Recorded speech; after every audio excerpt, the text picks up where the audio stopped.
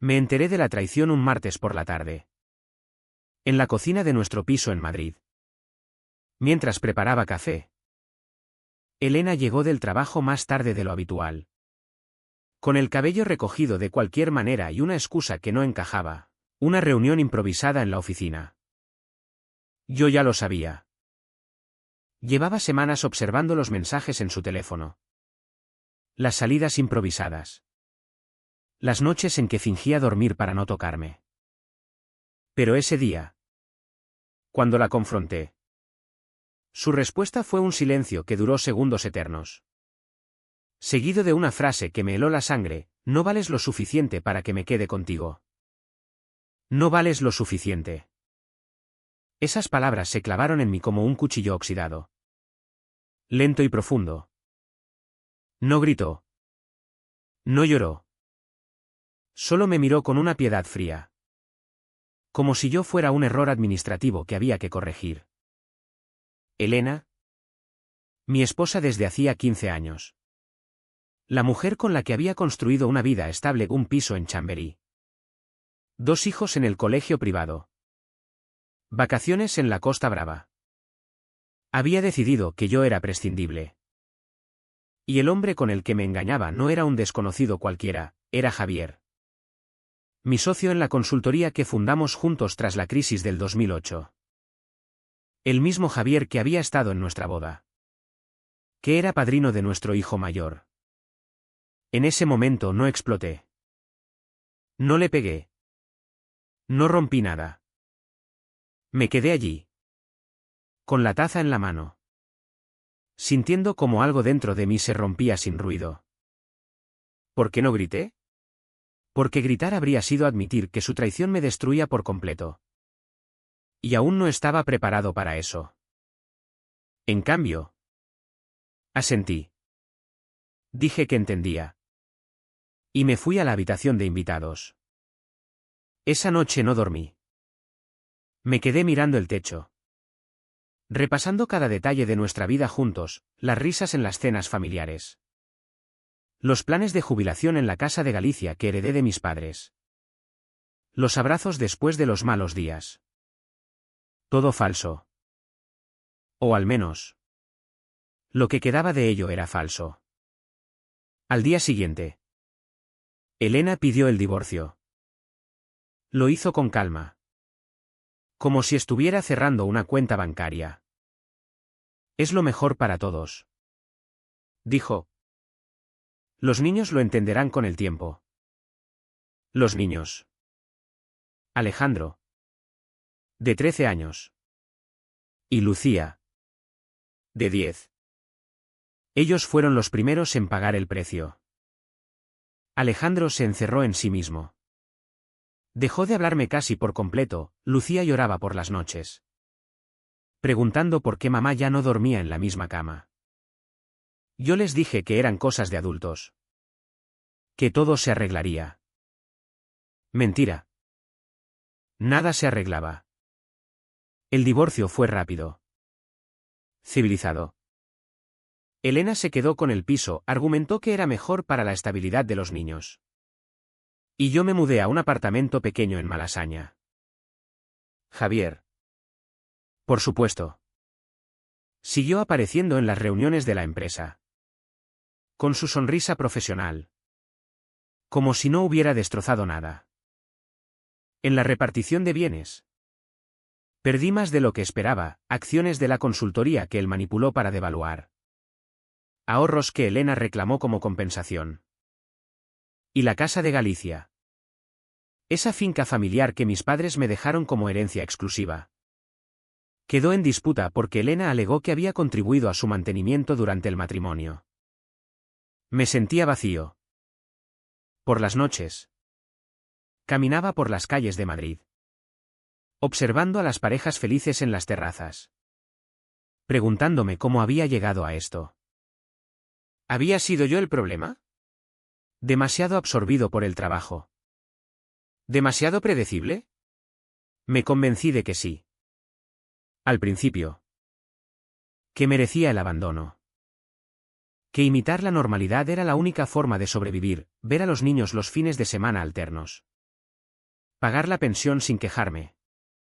Sonreír en las reuniones escolares. Implicaba tragarme la rabia. Fingir que no me importaba ver fotos de Elena y Javier en redes sociales. Viajando a lugares que nosotros planeábamos. Pero el silencio tiene un límite. Una noche. Solo en el apartamento. Abrí una botella de whisky y revisé viejos documentos. Encontré el testamento de mi padre, la finca en Galicia era mía íntegramente. Inalienable salvo por decisión propia.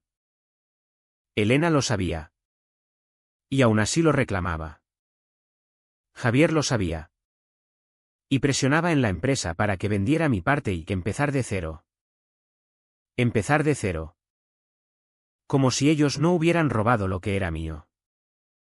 En ese instante, algo cambió. No fue un estallido dramático.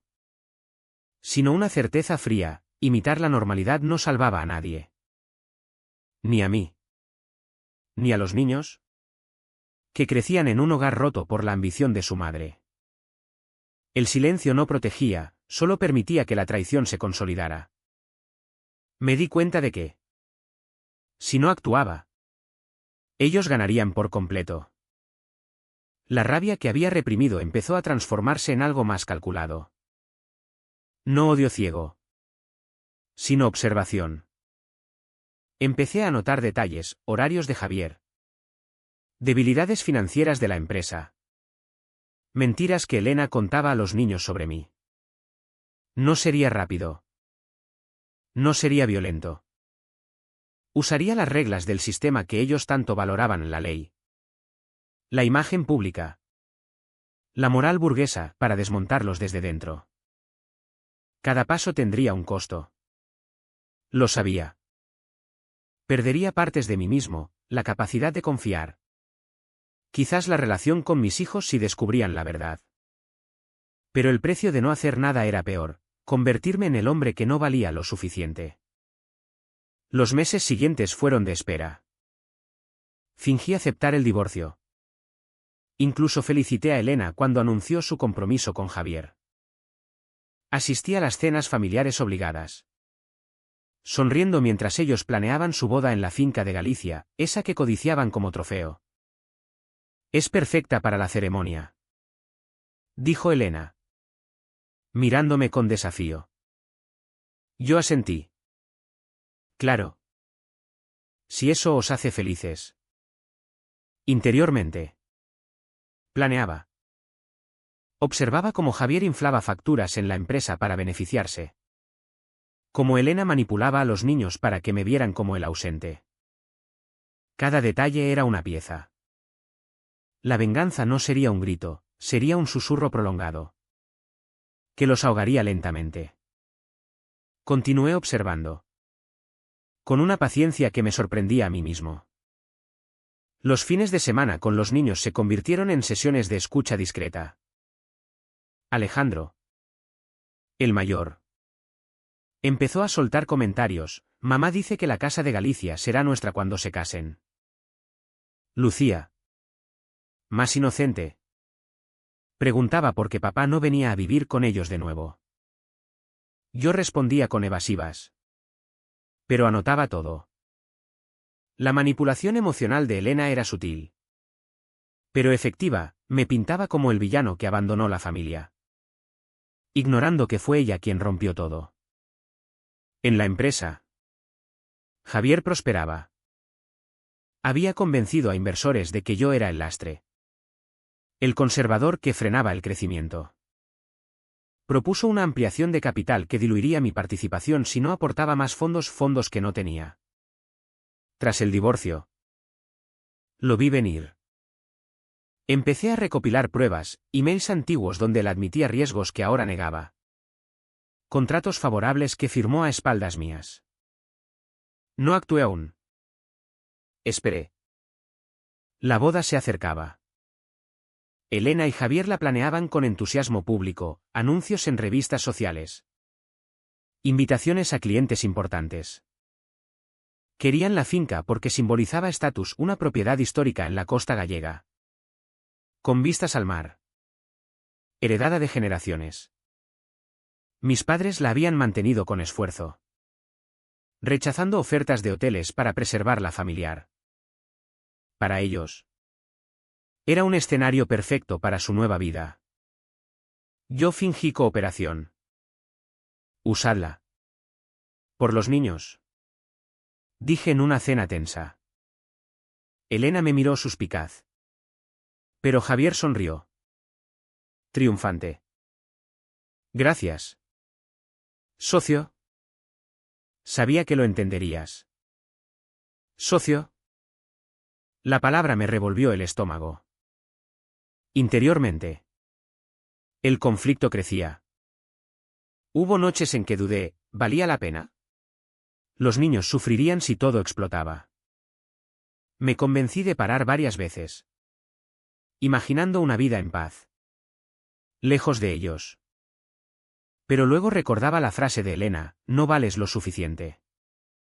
Recordaba cómo Javier me miró con condescendencia en la firma del divorcio.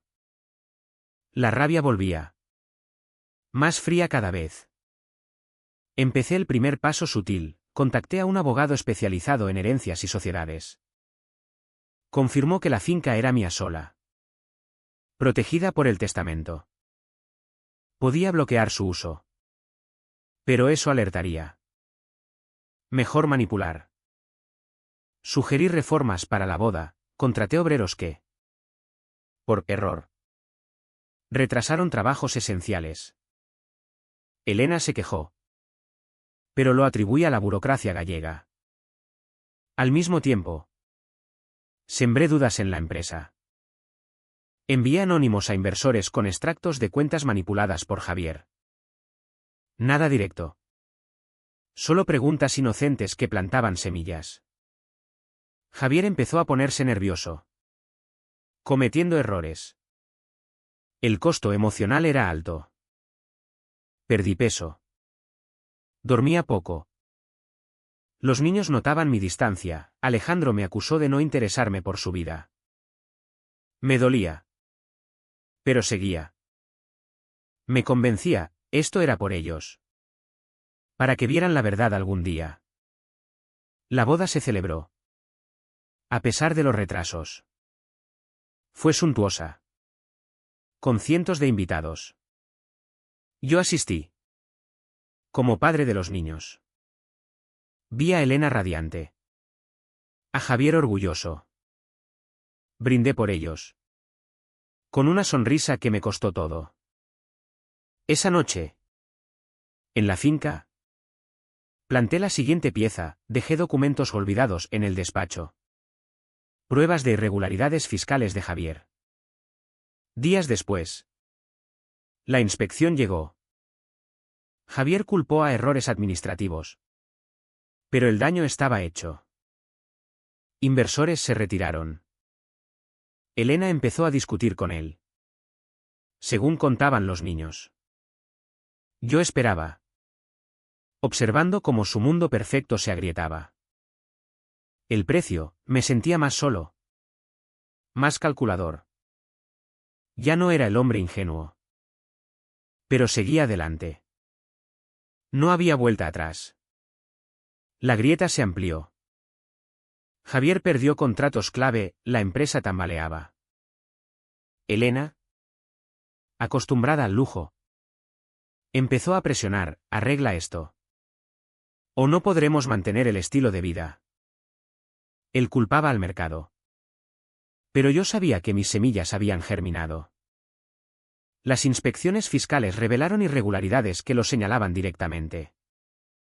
Manipulé más, filtré a la prensa especializada rumores de mala gestión. Nada trasevel a mí. Javier contraatacó. Intentando comprarme mi parte a bajo precio. Rehusé. Fingiendo lealtad residual. Los niños sufrían. Alejandro se rebeló en el colegio, Lucía tenía pesadillas. Elena me llamó. Acusándome de influir negativamente. Estás amargado. Y lo pagamos ellos. Tuve que morderme la lengua. Interiormente. El duda volvía, ¿era yo el monstruo ahora? Me convencía de que no, ellos empezaron esto. El siguiente paso fue personal. Descubrí que Javier tenía deudas ocultas. De apuestas. Usé un contacto para amplificarlas, haciendo que acreedores presionaran. Elena descubrió. Explotó. Discusiones que los niños oían. La finca se convirtió en campo de batalla. Elena quería venderla para cubrir gastos, yo bloqueé legalmente. Es herencia familiar. Para los niños. Argumenté en mediación. Ella furiosa, tú nos la prestaste para la boda.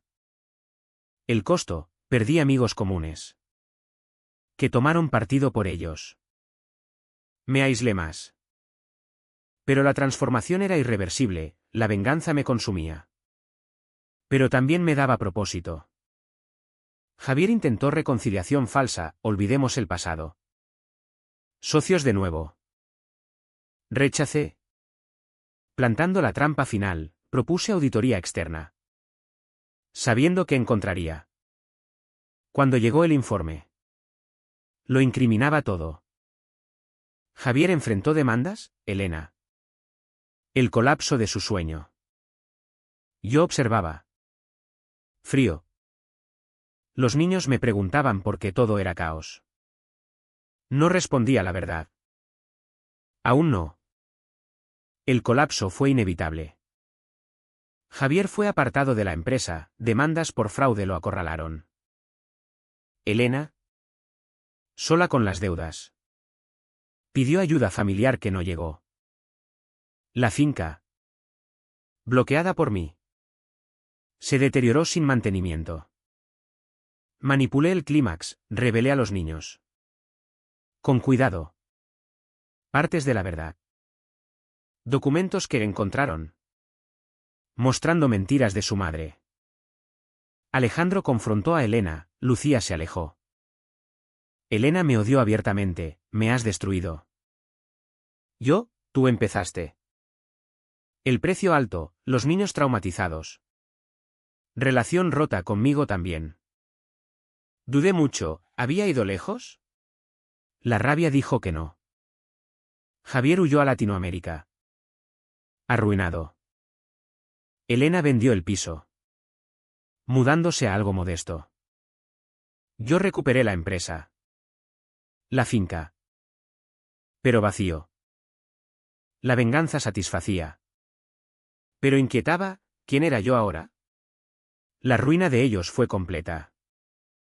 Elena perdió custodia parcial por inestabilidad, niños conmigo más tiempo. Javier desaparecido. Con órdenes de captura. Yo restauré la finca. Pero solo. Los niños. Confusos. Me culpaban en parte. Papá. ¿Por qué tanto odio? No respondía. El conflicto interno PIC había ganado. Pero perdido humanidad. La venganza me deformó. Elena intentó suicidio. Salvada. Me sentí culpable. Brevemente. Luego. No. La sociedad los juzgaba, yo. Intocable. Pero noches solo. Preguntaba, ¿valió? Todo terminó en silencio. Elena sola. Javier olvidado. Niños crecidos. Distantes. Yo en la finca. Heredero de nada real. ¿Valió la pena destruirlos para no ser destruido? ¿O solo probé que nadie vale lo suficiente?